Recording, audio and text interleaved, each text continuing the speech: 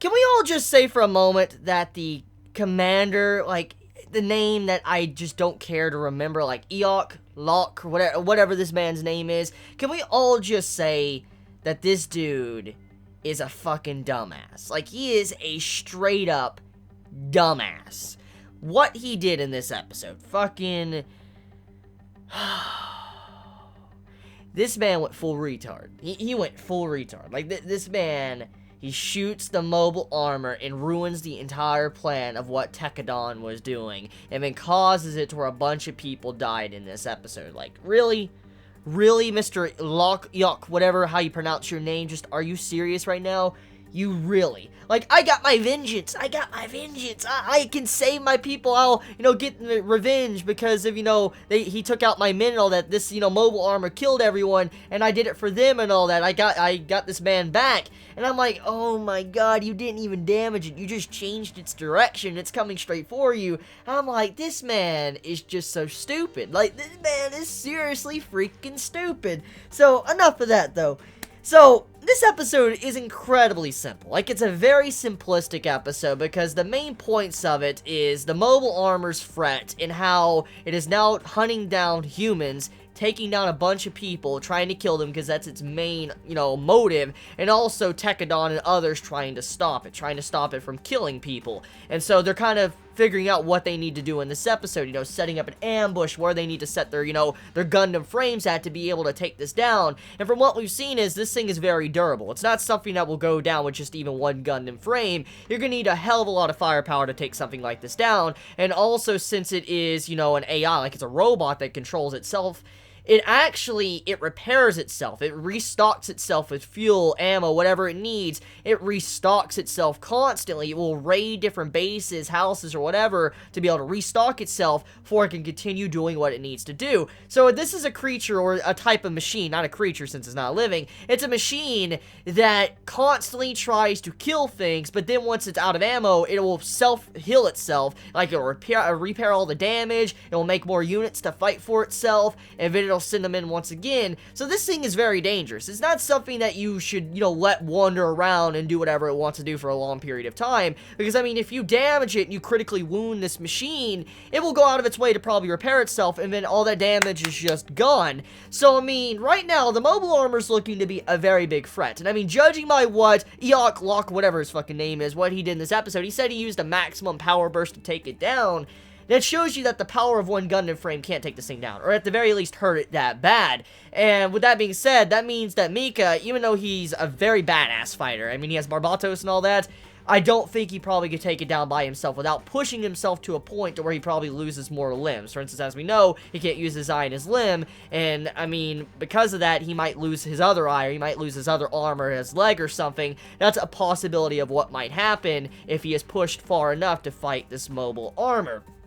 So, besides that, we also have a little bit of, I guess, development, or I guess characterization for Kudelia, and how she states in this episode that since Tekadon constantly shown time and time again, they're willing to lay down their lives and prove that they can do the things for the greater good or for others or whatever.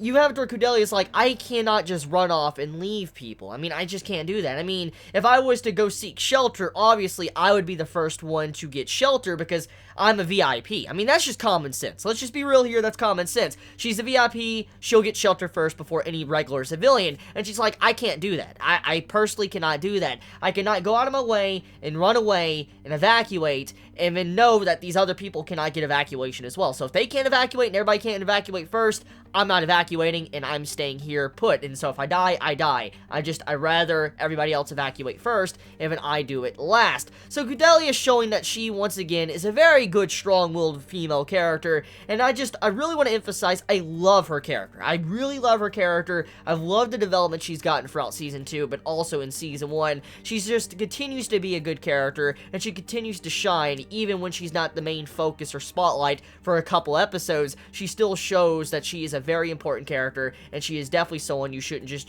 turn a blind eye to and say, oh, they're not really that important, because Kudelia continues to surprise us all with her actions and how she handles everything around her.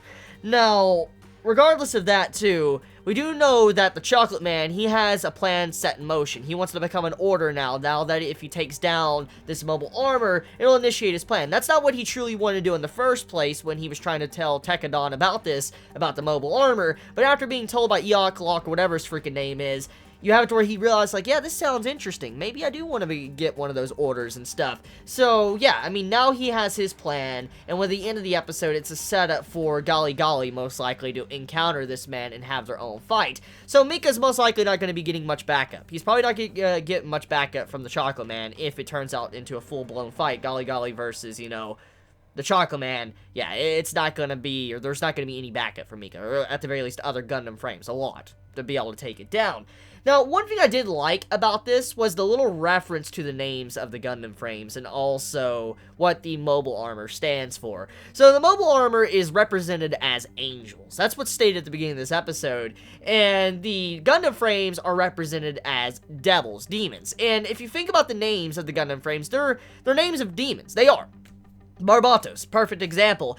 All the Gundam frames are named after demons or devils, and, you know, seeing the mobile armor that are being represented as angels, I like that. I really like seeing that type of side, of showing that the angels are on the evil side, and it's like the demons trying to stop them. I mean, it really makes me curious exactly who was the person that invented these mobile armor in this universe. What a couple of YouTubers told me was that mobile armor has been in other Gundam series. It's not something entirely brand new. It has been in other Gundam, anime series and stuff, but I mean, this is a different universe. We could say it is. I mean, it might have some certain similarities to other lore and stuff from other Gundam universes, but overall, though, some of the things in this series is just completely different, like the mobile armor, for instance, what many of you were telling me about. So, I wonder who made this mobile armor and for what purpose. I mean, yes, the purpose of the mobile armor is to kill people, but why would someone go out of their way to do something like this? Hopefully, that does get explained before this is all said and done.